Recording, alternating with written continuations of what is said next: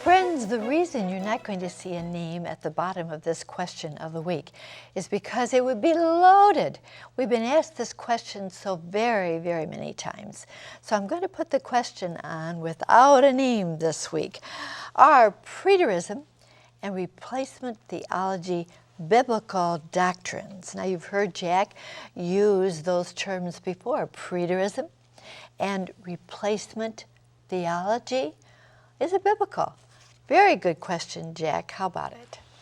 It's the most perverted doctrine or doctrines of anything taught today.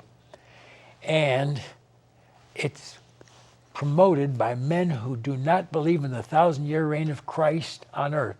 They are amillennialists. No millennium, no Christ coming back to earth. And they ignore thousands of Bible verses. But preterism started around 1500 by a Jesuit priest.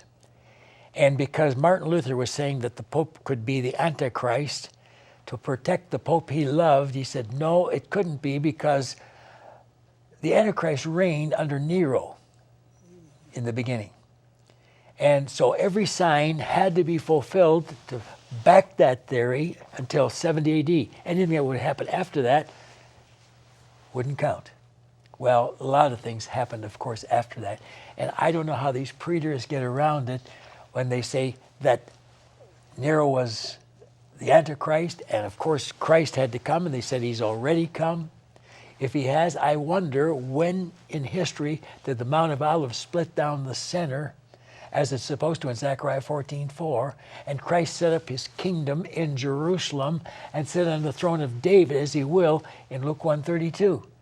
When was there an army of 200 million from the Orient who came down against the Jews in Israel, according to Revelation chapter 9, verses 14 to 18?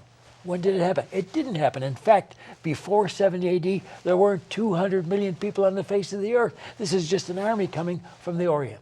Then the second thing is replacement theology. This is a damnable doctrine. Why?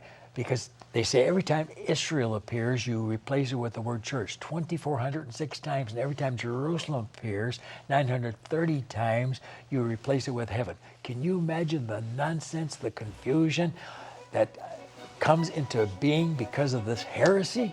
Have nothing to do with it.